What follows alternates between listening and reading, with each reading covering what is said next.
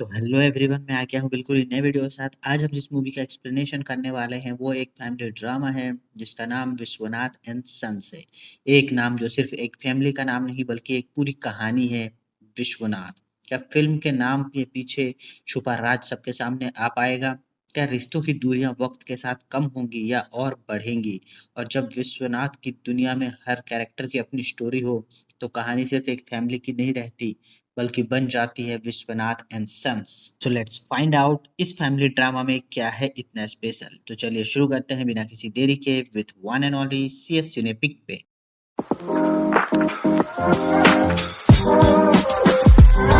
Film की कहानी शुरुआत होती है संजय नाम के एक आदमी से जो कि बहुत ही अमीर घर से बिलोंग करता है।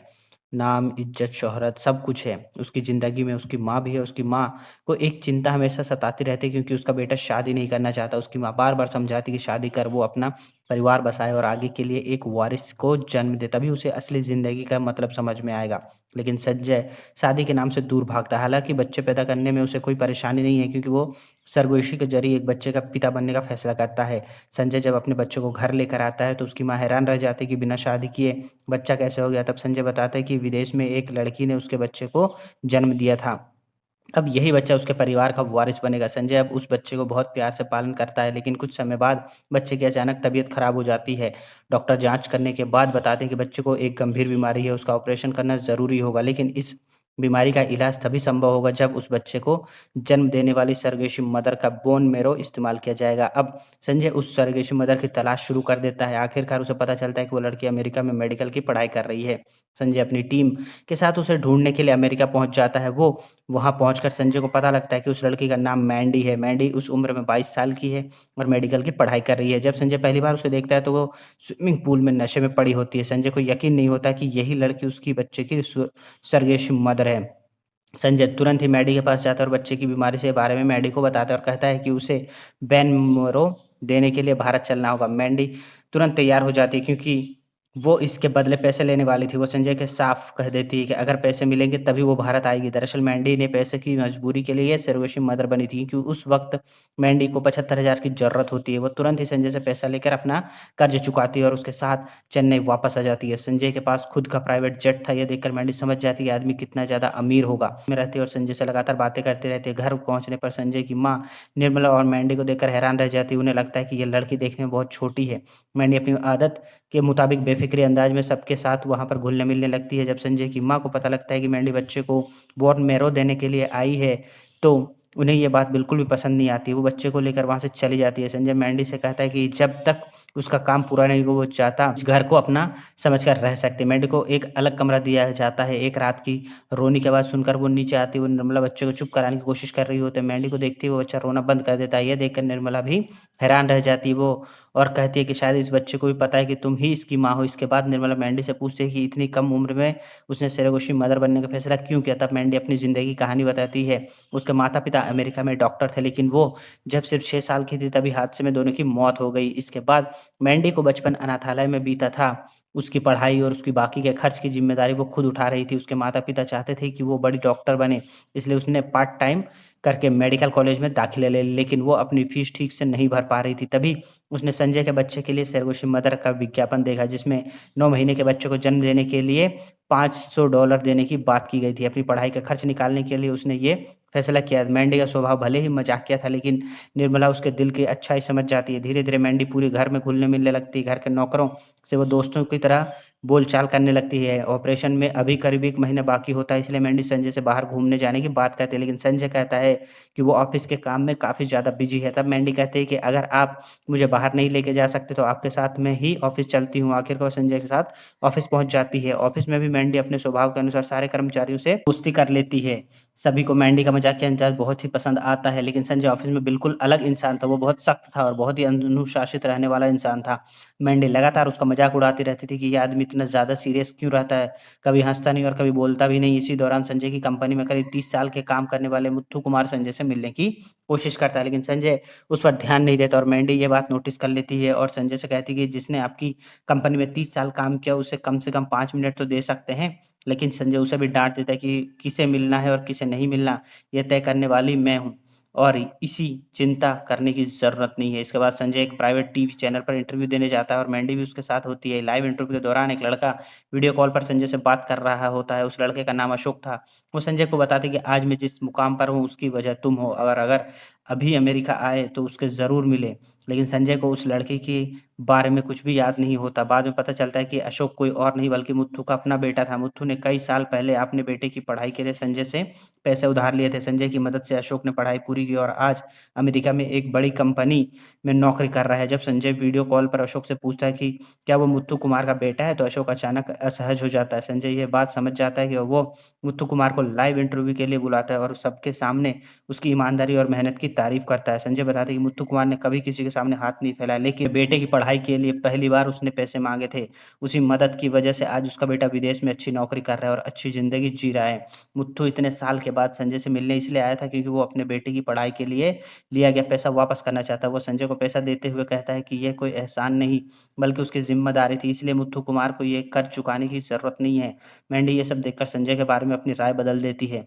बाहर से सख्त और घमंडी दिखने वाला इंसान अंदर से कितना अच्छा हो सकता है, ये बात अभी उसे समझ आने लगता है। अब ऑपरेशन से एक दिन पहले संजय मैंडी को एक होटल में खाना खिलाने के लिए ले जाता है। वो होटल के मालिक का बेटा मैंडी के साथ बदतमीजी करने लगता है। जैसे संजय को इसके बारे में पता चलता है वो उस लड़के को सबक सिखाता है और यहाँ तक कि होटल खरीदने तक की धमकी दे देता है। बाद में वो उस लड़के को समझाता है कि वो मैंडी के साथ ऐसा दोबारा व्यवहार ना करे, कि कभी कोशिश ना करे। मैंडी को ये देखकर बहुत ही अच्छा लगता है कि संजय उसके लिए किस तरह खड़ा हुआ था। वह संजय से कहती है कि इस झगड़े में थोड़ी-सी गलती मेरी भी है, लेकिन संजय कहता है कि गलती पूरी तुम्हारी होती भी तो भी मैं तुम्हारा साथ देती, क्योंकि जब तक तुम घर में हो तुम्हारी ज़िम्मेदारी मेरी है। बचपन से अनाथालय में पढ़ी मेरी मैंडी संजय की बात सुनकर भावुक हो जाती है। इसके बाद बच्चे का ऑपरेशन सफलतापूर्वक हो जाता है। मैंडी के बेन मैरो के बच्चे का इलाज हो जाता है। अब बच्चा धीरे-धीरे ठीक होने लगता है। मैंडी भी अस्पताल में बच्चे के साथ काफ़ी समय बिताने लगती है। संजय जब सब देखता है तो बार-बार वो मैंडी को समझाती है कि बच्चे से ज़्यादा जुड़ना ठीक नहीं, क्योंकि आखिरकार उसे अमेरिका वापस जाना होगा और ऐसी ही अगर वो जुड़ी रही तो उसे बहुत ही ज़्यादा तकलीफ होगी। मैंडी उसकी बात सुनती तो है, लेकिन उसके दिल में अब संजय और उसके परिवार के लिए भावनाएँ काफ़ी ज़्यादा गहरी हो चुकी थी। आखिरकार मैंडी के वापस अपने देश लौटने का आ चुका था, ऑपरेशन भी सफल हो चुका था। अब उसके यहाँ रहने की वजह कोई भी नहीं बची। मैंडी का मन बिल्कुल भी नहीं था कि वो जाने की कोशिश करे। वो संजय की माँ के पास जाती है और उनसे कहती है कि इतने दिनों तक उसने नाम से बुलाया, लेकिन अगर वो उसे स्वीकार कर ले तो आज से वो उन्हें माँ नहीं बल्कि आधे ही कर बुलाना चाहती है। ये सुनते ही संजय की माँ की आँखों में खुशी के आँसू आ जाते हैं। उन्हें समझते देर नहीं लगती कि मैंडी के दिल में संजय के लिए प्यार पैदा हो चुका था। वो तुरंत संजय के पास जाती है और कहती है कि मैंडी को वापस मत जाने दो, वो तुम्हें पसंद करती है और तुम्हारे साथ ही रहना चाहती है। लेकिन संजय इस रिश्ते के लिए तैयार नहीं होता। वो अपनी माँ से कहता है कि उसकी उम्र 40 साल की है जबकि मैंडी सिर्फ 22 साल की है। दोनों के बीच की उम्र में इतना बड़ा अंतर है, आगे चलकर रिश्तों में परेशानियाँ खड़ी हो सकती है, इसलिए वो खुद इस रिश्ते को आगे नहीं बढ़ाना चाहता। आखिरकार संजय खुद मैंडी को एयरपोर्ट छोड़ने जाता है और वहाँ से वापस लौटा। लेकिन कहानी यहाँ खत्म नहीं होती है। अगले दिन न्यूज़ चैनल पर सिर्फ एक ही खबर फैली होती कि मैंडी संजय के घर के बाहर प्रदर्शन कर रही थी और दावा कर रही थी कि वो बच्चे की माँ है और संजय उसे अपने बच्चे से मिलने नहीं दे रहा है। यहाँ तक कि वो ये भी कह देती कि अगला अगर मामला ज़्यादा ज़रूरी पड़ा तो वो कोर्ट तक पहुँच जाएगी। संजय को समझ नहीं आता कि अचानक मैंडी को ऐसा कदम क्यों उठाना पड़ रहा है। आखिरकार मामला अदालत तक पहुँच जाता। संजय कोर्ट में कहता है कि सरोगेसी से पहले एग्रीमेंट पर साइन हुआ था कि जिसके मुताबिक बच्चे का पर पूरा अधिकार संजय का होगा। लेकिन मैंडी इस बात का विरोध करती है और कहती है कि एग्रीमेंट अमेरिका में हुआ था और वो भारत में लागू नहीं हो सकता। मैंडी अदालत में भावुक होकर तर्क देती है कि बच्चे को सिर्फ पैसे और सुविधाएँ नहीं बल्कि माँ का प्यार भी चाहिए होता है। वो जज से कहती है कि संजय एक बहुत बड़ा बिज़नेसमैन है, वो के लिए निकल जाता है और देर रात होने के बाद घर लौटता है। ऐसे में वो छोटे बच्चे को देखभाल कैसे कर पाएगा? जज दोनों की बातें सुनने के बाद एक फैसला सुनाता है। अदालत के आदेश के मुताबिक अगले 6 महीने का बच्चा संजय के पास रहेगा, लेकिन कोर्ट की एक टीम लगातार उनके घर पर नज़र रखेगी। ये देख के कि बच्चे को देखभाल कौन ठीक से कर रहा है। अगर संजय की तरफ से कोई भी लापरवाही सामने आती है तो बच्चे की कस्टडी मैंडी को दे दी जाएगी और इसके बाद कोर्ट एक और आदेश देता है। इन 6 महीने के दौरान मैंडी भी उसी घर में रहकर बच्चे की देखभाल करेगी।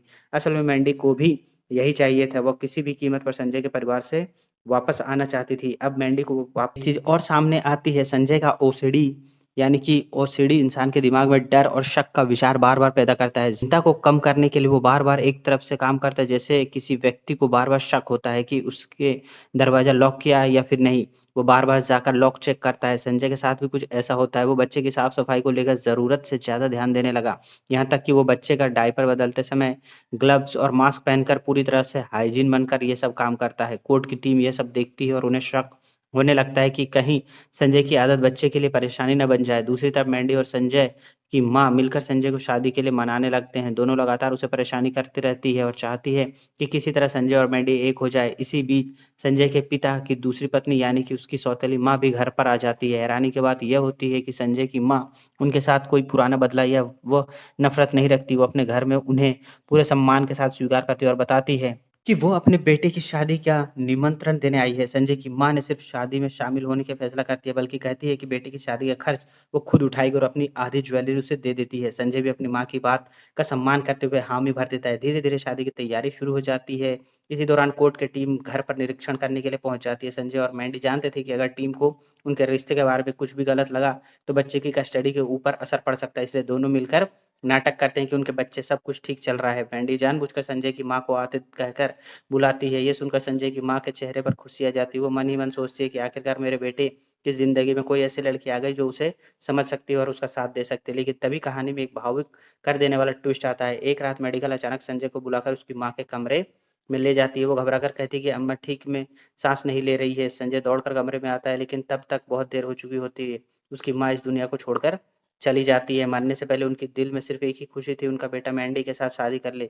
ये सच्चाई जानकर संजय बुरी तरह टूट जाता है। माँ का अंतिम संस्कार पूरा होने के बाद संजय की सौतेली माँ उसके पास आती है और कहती है कि इस दुखी की वजह से वो अपनी बेटी की शादी आगे बढ़ा देगी, लेकिन संजय उन्हें ऐसा करने से रोक देता है और कहता है माँ हमेशा चाहती थी कि परिवार एक साथ रहे और उनकी बेटी की खुशी से शादी करा दी जाए। इसलिए वो खुद आगे बढ़कर उनकी बेटी की शादी करवाएगा। संजय अपनी माँ से किया गया आखिरी वादा निभाने का फैसला करता है। आखिरकार शादी का दिन नज़दीक आ जाता है। दूल्हे वाले घर पहुँचते हैं। वहाँ दूल्हे का मामा संजय को देखते ही पहचान लेता है और हैरान होकर पूछता है कि तुम ये क्या कर रहे हो? संजय बताते हैं कि ये लड़की उसकी बहन है। ये सुनते ही दूल्हे का मामा भड़क जाता है और कहता है कि वो अपनी बेटी की शादी उस परिवार में नहीं होने देगा, जहाँ का माहौल इतना ज़्यादा खराब है, यहाँ तक कि रिश्ते टूटने की नौबत आ जाती है। तभी संजय की बहन रोते हुए उसके सामने अपने दिल का दर्द खोल देती है। वो कहती है कि बचपन में वो संजय के गुस्से की वजह से सब कुछ सहते आई है। उनके पिता हमेशा संजय के साथ रहे लेकिन वो और उसकी माँ अकेलापन हम परेशानियाँ झेलती रही। उन्होंने हमेशा अपने परिवार को अकेला महसूस किया। ये सुनकर संजय को पहली बार एहसास होता है कि अपने पिता के खिलाफ गुस्सा करते-करते वो अनजाने में अपनी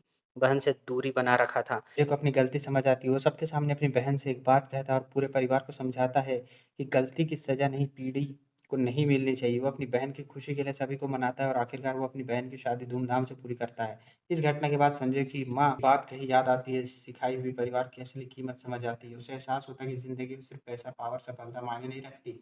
रिश्तों को सँभालना और परिवार के साथ चलना, यह भी असली जीत होती है। अब संजय को धीरे-धीरे समझ आने लगता है कि उसकी ज़िंदगी में इतना बड़ा बदलाव सिर्फ एक वजह से आया था, वो यह था कि मैंडी उसे एहसास होता है कि अगर मैंडी उसके परिवार में नहीं होती, तो शायद उसे कभी परिवार का असली मतलब समझ ही नहीं आता। इसके दूसरी तरफ मैंडी के मन में भी अभी संजय से शादी करने की इच्छा होती है। वो चाहती है कि अब दोनों हमेशा के लिए साथ रहें, लेकिन संजय उसे समझाते हुए कहते हैं कि मैंडी तुम अपने भविष्य के बारे में सोचो। मैं जब 60 का हो जाऊँगा तो तुम सिर्फ 40 की होगी। उस उम्र में तुम्हारे अंदर दुनिया घूमने और नई चीज़ें को खुलकर जीने की इच्छा होगी, लेकिन शायद उस समय मेरे अंदर उतनी ताकत नहीं होगी। इसलिए अभी शादी के बारे में मत सोचो। पहले अपनी पढ़ाई पूरी करो, अपने पैरों पर खड़ी हो जाओ और अपनी ज़िंदगी में कुछ हासिल कर लो। संजय सिर्फ बात नहीं कहता, बल्कि मैंडी की पढ़ाई पूरी करवाने की ज़िम्मेदारी भी उठाता है। वो उसे अमेरिका वापस भेज देता ताकि वो अपनी पढ़ाई पूरी कर सके। मैंडी की फीस से लेकर वहाँ रहने तक की व्यवस्था संजय खुद कर देता है। अब धीरे-धीरे संजय गुजरात जाता है और देखते ही देखते कई साल बीत जाते हैं। अब उनका बच्चा 5 साल का हो चुका था। मैंडी अपनी पढ़ाई पूरी करने के बाद वहाँ से वापस लौटती है। वापस आने के बाद मैंडी एक बार फिर से संजय से कहती है कि वो पढ़ाई पूरी कर चुकी है, अपने पैरों पर भी खड़ी हो चुकी है, इसलिए अब उन दोनों को शादी करनी लेनी चाहिए। लेकिन संजय फिर से अपनी बातों में उसे घुमा देता है और मैंडी से कहता है कि शादी की बात छोड़ो, मैंने चेन्नई में एक नया अस्पताल शुरू किया है और मैं चाहता हूँ कि तुम उस अस्पताल को सँभालो, तुम उस अस्पताल को खुद चलाओ और अपनी ज़िंदगी में आगे बढ़ो।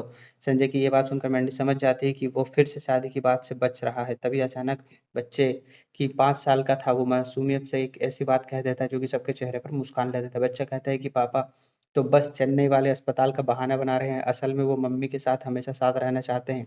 बच्चे की ये बात सुनकर मैंडी अचानक संजय की तरफ देखती है और उसे समझ आ जाता है कि इतने सालों से संजय ने उनके अपने दिल की बात छुपा रखी है। भले ही वो उम्र में हो, लेकिन भविष्य परेशानी का बहाना बना रहा था, लेकिन उसके दिल में मैंडी के लिए प्यार पैदा हो चुका था। आखिरकार संजय भी मैंडी के प्यार को स्वीकार करता है और दोनों के बीच में करीब साल की उम्र का अंतर ज़रूर होता है, लेकिन उनके बीच प्यार कुछ दूसरी को पूरी तरह मिटा देता है। संजय को समझ जाता है कि प्यार की कोई उम्र नहीं होती, सच्चे रिश्ते उम्र देखकर नहीं बल्कि रिश्ते देखकर बनते हैं। आखिरकार संजय और मैंडी और उनका बच्चा एक साथ खुशी-खुशी ज़िंदगी बिताने लगते हैं। जिस परिवार की शुरुआत टूटते हुए रिश्ते से हुई थी, वही परिवार आखिरकार समझदारी और अपनापन से जुड़ा होता है। इसी परिवार के साथ वो मूवी यहीं पर खत्म हो जाती है। तो कैसी लगी ये परिवार? ये सूर्य की बहुत ही यूनिक हट के कॉन्सेप्ट वाली उनने चुनी थी, तो किस तरह से आपको ये पसंद आई?